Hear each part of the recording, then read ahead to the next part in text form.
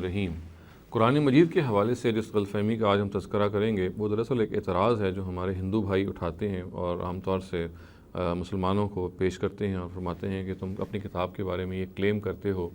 یہ کہتے ہو کہ وہ آفاقی کتاب ہے اور اس کے اندر تمام چیزوں کا ذکر ہے، تمام ادیان کا ذکر آیا ہے، تو سوال یہ اٹھاتے ہیں کہ ہندو مت کا ذکر قرآن مجید میں نہیں ہے۔ تو ایسی کتاب کے بارے میں جس کے بارے میں ہم یہ دعویٰ کرتے ہیں، مسلمان یہ دعویٰ کرتے ہیں، کوئی ایک آفاقی کتاب ہے، اس میں تمام علوم و فنون بھی بیان ہوئے ہیں، تمام ادیان کے بارے میں بھی تفصیلات موجود ہے، تو یہ ایک ایسی آفاقی کتاب ہے کہ جس میں اتنے بڑے حصے کا، یعنی ہمیں معلوم ہے کہ ہندو مت ایک بڑا قدیم مذہب ہے، یعنی ہندوازم کی جو ہسٹری ہے وہ بہت قدیم ہے اور آج کل بھی دنیا میں ایک بہت وسیع تعداد ہندوؤں کی موجود ہے۔ تو سوال یہ پیدا ہوتا ہے اور اس اعتراض بھی یہ پیدا ہوتا ہے کہ قرآن اگر اس قدر ایک آفاقی کتاب ہے، اتنی یونیورسل کتاب ہے، اپنے اندر ایک تفصیل رکھتی ہے رہنمائی کے حوالے سے، تو یہ اس کی کیا وجہ ہے کہ ہندوؤں کا تذکرہ سرے ہی سے نہیں ہے؟ ہندو مت کا جو تذکرہ ہے، اس کی جو بلیفس ہیں، اس کا جو براہ راست جو ایک آپ کہہ لیجیے ان کے ٹینٹس ہیں، اس کا کوئی مینشن قرآن میں نہیں پایا جاتا۔ تو دیکھیے یہ اعتراض بھی اور یہ غلط فہمی بھی اس بات سے پیدا ہوئی ہے کہ ہم نے قرآن کا صحیح تعارف حاصل نہیں کیا اور قرآن مجید کے حوالے سے یہ نہیں جانا کہ وہ اس کا بنیادی ہدف کیا ہے۔ یہ بات کہ وہ ایک آفاقی کتاب ہے، یہ بات سرے سے درست نہیں ہے، یعنی اس کے بارے میں یہ کہنا کہ ایک یونیورسل کتاب ہے، یہ میں بہت سوچ سمجھ کے کہہ رہا ہوں کہ یہ ایک ایسا دعویٰ ہے جو مختلف ادوار میں کیا گیا اور اس دور میں زیادہ کیا گیا، اور اس بات کو پھر یہ کہا گیا کہ قرآن مجید جو ہے وہ ایک مکمل نظام حیات ہے، اور اس سے نعرہ یہ وجود میں آیا اور پھر یہ بات لہر اتنی بڑھی کہ یہ دعویٰ کیا گیا کہ قرآن جو ہے وہ تمام علوم کا جامع ہے۔ چنانچہ دیکھیے جو قرآن کا اپنا تعارف ہمیں قرآن سے سمجھ میں آتا ہے، قرآن کے مطالعے سے سمجھ میں آتا ہے، وہ یہ ہے کہ قرآن مجید جو ہے وہ عربوں میں نازل ہوا، عرب کی سرزمین میں نازل ہوا، اس میں کوئی شبہ نہیں ہے۔ اور قرآن اپنی نیچر میں اگر آپ دیکھیے تو یہ ایک مکالماتی کتاب ہے، اس میں مکالمہ ہے جو جگہ جگہ درج ہوا ہے، یعنی قرآن کے جو مخاطبین ہیں وہ ہیں جو اس کے سامنے کھڑے ہیں، اس کے سامنے جو کھڑے ہیں وہ کون کون ہیں؟ وہ یہود ہیں، وہ نصارہ ہیں مثال کے طور پہ، وہ مشرکین ہیں، ایک بڑی تعداد میں مکے میں موجود ہیں، مدینہ میں بھی بعد میں رہے، وہ پہلے بھی رہے، اور اسی طرح سابی ہیں، وہ یہ سارے وہ آپ کے لئے ادیان ہیں جو وہاں موجود ہیں۔ تو قرآن چونکہ ایک بک آف ڈائلاگز ہے جس میں خداوند تعالیٰ کی طرف سے اور رسول کی طرف سے ڈائلاگ ہوا ہے ان لوگوں کے بارے میں، ان اقوام کے بارے میں، ان ادیان کے بارے میں جو سامنے کھڑی ہیں، وہ ہیں ان میں سے جو مسلمان ہو رہے ہیں، کچھ وہ ہیں جو منافق ہیں، تو جو سامنے کھڑے ہوئے ادیان اور اقوام ہیں، قرآن ان سے مکالمہ کر رہا ہے اور ان کے حوالے سے تفصیلات بیان کر رہا ہے، اور رسول کو درمیان میں کھڑا کر کے، نبی صلی اللہ علیہ وسلم کی ذات کو سامنے کھڑا کر کے ایک منذر کے طور پہ، ایک وارنر کے طور پہ، ایک خبردار کرنے والے کے طور پہ وہ سامنے جو کھڑے ہوئے لوگوں کو بتا رہا ہے کہ دیکھو تمہارے عقائد میں یہ غلطی ہے اور تمہارے جو دوسرے پہلو ہیں درست ہونے کے وہ یہ ہیں۔ تو اس سے ہم اندازہ لگا سکتے ہیں کہ ہندوازم کا تذکرہ وہاں اس لیے نہیں ہے کہ وہاں عرب کی سرزمین میں کوئی ہندو موجود نہیں تھے، یعنی وہاں پہ یہود موجود تھے، وہاں نصارہ موجود تھے جن کو کرسچنز کہتے ہیں، نیزرینز تھے، وہاں پہ جیسے کہ میں نے عرض کیا کہ سابی بھی تھے جن کو ہم سابینز کہتے ہیں، اور وہاں پہ خود وہ لوگ انہی میں سے جو مسلمان ہوئے اور پھر انہی میں سے جو منافق ہوئے وہ موجود تھے۔ چنانچہ قرآن کا جو مخاطب ہے یہی ڈینومینیشنز ہیں، یہی وہ مذاہب کے لوگ ہیں جو وہاں سامنے موجود تھے، اور انہی کو دیکھ کے اللہ تعالیٰ نے جو اسکیم اختیار کی وہ یہ تھی کہ ان لوگوں کو ہدایت دی جائے اور ان کی وساطت سے جو اصول نکلے وہ پھر سب پہ اپلیکیبل ہو جائیں۔ تو یہ دعویٰ اگر ہم درست کر لیں گے کہ قرآن کا یہ دعویٰ ہرگز نہیں ہے کہ وہ تمام ادیان کو مخاطب کرتا ہے یا تمام کے تمام، دیکھیے اس کا ایک اور بھی لٹمس ٹیسٹ ہے، وہ یہ ہے کہ جو لوگ ہندو ہونے کے ناطے یہ اعتراض کرتے ہیں، یہ بالکل یہی اعتراض مثال کے طور پہ بدھسٹ بھی کر سکتے ہیں، یعنی بدھا کے جو فالوورز ہیں وہ بھی کہہ سکتے ہیں کہ بدھزم موجود نہیں ہے قرآن میں، تو بالکل ٹھیک بات ہے کہ موجود نہیں ہے۔ ٹاؤزم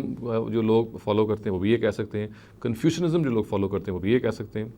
اس کی بڑی وجہ یہ ہے کہ یہ سارے کے سارے جو ادیان ہیں یہ عرب میں موجود نہیں تھے، وہاں اگر ہوتے تو لازماً زیر بحث آتے۔ قرآن کا طریقہ یہ ہے، یعنی اللہ تعالیٰ کی اسکیم ظاہر ہے ہم سمجھنے کی کوشش کریں گے، وہ یہ ہے کہ اللہ تعالیٰ نے اسکیم یہ اپنائی کہ سرزمین عرب کا انتخاب کیا اس آخری رہنمائی کو نازل کرنے کا، وہاں کے جو لوگ ہیں ان کو ایک خاص پروسیس سے گزارا، ان کے سامنے اللہ تعالیٰ نے اپنا پیغام رسول کے ذریعے سے رکھا اور دنیا میں عدالت لگائی ان کی، اور بتایا کہ اگر آپ اس میں اللہ تعالیٰ کی بات کو جانتے پوچھتے ہوئے نہیں مانیں گے تو آپ کو دنیا میں اس کا بھگتنا پڑے گا سر انجام۔ یہ وہ سیٹنگ تھی جو عرب میں کی گئی، اس سیٹنگ کے ذریعے سے پھر یہ معاملہ کیا گیا کہ اللہ تعالیٰ نے رہنمائی دی اور اللہ تعالیٰ نے ان لوگوں کو مخاطب کیا۔ اب ظاہر ہے اگلا سوال سے بھی پیدا ہوتا ہے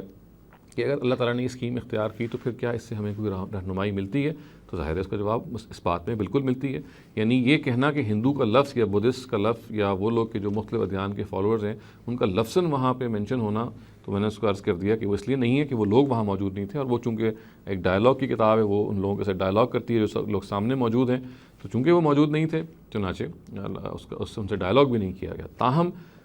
بدھسٹ کے حوالے سے بھی اور اسی طریقے سے ہندوؤں کے حوالے سے بھی جو ان کی آراء ہیں، ان کے افکار ہیں، ان کو ہم اصولی طور پہ یعنی سمجھ سکتے ہیں، جان سکتے ہیں۔ ہمیں معلوم ہے کہ جو بعض ہندو حضرات ہیں وہ مشرکانہ مذہب کو فالو کرتے ہیں، تو اگر مشرکانہ مذہب کو فالو کرتے ہیں تو ان کے بارے میں بھی کچھ ہمیں تفصیلات اور اصول کی چیزیں مل جاتی ہیں، اس لیے کہ مشرکین عرب بھی شرک کا ارتکاب کرتے تھے۔ شرک کی نوعیت میں فرق ہو سکتا ہے، طریقے میں فرق ہو سکتا ہے، البتہ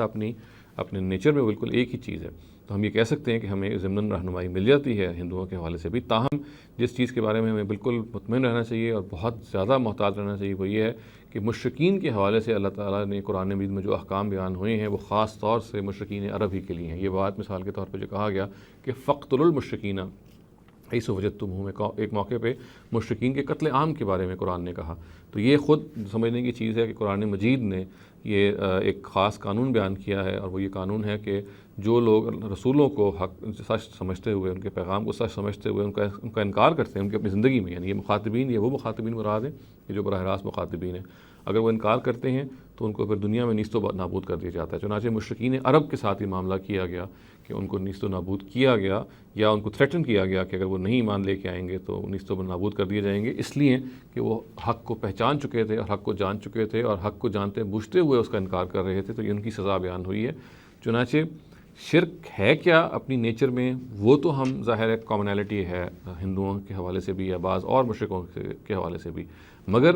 جو معاملہ کیا گیا، جو سب سے امپورٹنٹ سمجھنا کہ مثال کے طور پہ ہم اگر یہ کہیں کہ مشرکین جو ہیں وہ تو ہندو بھی ہیں اور مشرکین وہ بھی تھے جو عرب میں ہیں، تو جو معاملہ مشرکین عرب کے ساتھ کیا جا رہا تھا یا کیا گیا، ان کو ختم کیا گیا یا ان کو دھمکی دی گئی کہ اگر آپ نہیں مان لائیں گے تو ہم آپ کو مار دیں گے، یہ معاملہ بالکل اور ہے۔ اس کا تعلق رسول کے مشن سے ہے، کہ رسول کے براہ راست مخاطبین سے ہے، وہ لوگ کہ جو سامنے کھڑے ہوتے ہیں، جن کو رسول خبردار کرتا ہے، ان کو حق پہنچاتا ہے، حق ان پہ واضح کرتا ہے، اور پھر یہ کہتا ہے کہ اگر نہیں مانو گے، جانتے بوجھتے ہوئے انکار کرو گے تو یہ عذاب آئے گا۔ یہ ان مشرکین سے متعلق ہے۔ یہ معاملہ ہم ہندوؤں سے یا کسی اور نوعیت کے جو مشرکین بعد میں پائے جاتے ہیں ہرگز ان سے متعلق نہیں کر سکتے، یہ ذہن میں رکھنا چاہیے۔ ہندو ہمارے بھائیوں میں سے ہیں، ہمارے انسانی بھائی ہیں، ہمیں ان کے حوالے سے جو ان کو دین سمجھانے کی ضرورت ہے، ہم جس چیز کو ہم سچ سمجھتے ہیں، حق سمجھتے ہیں، اس سے ہمیں پہنچانا چاہیے، ان کو بتانا چاہیے۔ وہ ہمارے مدعو ہیں، وہ ہمارے ایڈریسیز ہیں، ان سے ہم ڈائلاگ کریں، ان کو ہم سچ بات جو ہم سچ سمجھتے ہیں وہ بتائیں، جو وہ سچ سمجھتے ہیں ان سے سنیں اور تبادلہ خیال کریں، اور ان کے شرک کو اگر ہم شرک جیسے ہمارے ان کے سامنے آتا ہے اس پہ ہم تنقید بھی کریں شائستہ طریقے سے، اس کی ہم غلطی بھی پوائنٹ آؤٹ کریں، مگر یہ کہنا کہ جو معاملہ اللہ تعالیٰ نے مشرکین عرب کے حوالے سے قرآن میں بیان ہوا ہے بین ہی وہ مشرکین جو کہ ہندو مشرکین ہیں ان کے حوالے سے اس کا اطلاق کیا جائے گا، تو یہ بالکل ایک غلط بات ہوگی، اس کی کوئی گنجائش نہیں ہے۔ قرآن بالکل اسپیسیفک ہے کہ جو اس نے بات بیان کی ہے وہ مشرکین عرب کے حوالے سے ہے، اس لیے کہ وہ نبی صلی اللہ علیہ وسلم کے اس وقت کے وہاں کے مخاطبین تھے، ان پر اتمام حجت ہوا۔ اس کا مطلب کیا ہے؟ اس کا مطلب یہ ہے کہ حق کی حجت، حق کیا ہے ان پر خود رسول نے اس موقع پہ تمام کی، اس کی حجت، اس کے بارے میں بتایا۔ ظاہر ہے کہ ہندو وہاں موجود نہیں تھے، بالواسطہ تو ان کو ہم ظاہر یہ سب باتیں بتا سکتے ہیں، لیکن وہ جو پنشمنٹ ہے، لیکن وہ جو خدا کی طرف سے وعید ہے وہ ان لوگوں کے لیے خاص تھی، وہ ان ہندوؤں کے لیے ہرگز خاص نہیں ہے۔ ان کے ساتھ ہمیشہ معاملہ یہ ہوگا کہ تبادلہ خیال کیا جائے گا، ان کو دعوت دی جائے گی، ان کے ساتھ معاملہ افہام و تفہیم کا کیا جائے گا، ان کو بتایا جائے گا کہ دیکھیں اگر آپ نے جانتے بوجھتے ہوئے خدا کے ساتھ شرک کیا تو دنیا میں تو شاید اس کی آپ کو سزا کوئی نہیں ہے، مگر آخرت میں پھر آپ کو اس کی بہت گھناؤنی سزا ملے گی، مگر یہ بھی اس صورت میں کہ جب ان کو اس بات پہ یہ بتایا جائے گا کہ یہ جانتے بوجھتے شرک ہے، یعنی وہ شرک جس کے بارے میں ان کو اطمینان ہے کہ وہ شرک کے طور پہ کر رہے ہیں، تو اس کی سزا جو ہے وہ اخروی سزا بہت اللہ تعالیٰ کے یہاں سخت ہے۔ تو یہ وہ تفصیل ہے جس کو جاننے کے بعد ہم بآسانی یہ سمجھ سکتے ہیں اور جان سکتے ہیں کہ کیوں اللہ تعالیٰ نے ہندوؤں کا یا فار دیٹ میٹر باقی مذاہب کا قرآن میں ذکر نہیں کیا۔ اقول قولی ھذا واستغفر اللہ لی ولکم ولسائر المسلمین والمسلمات۔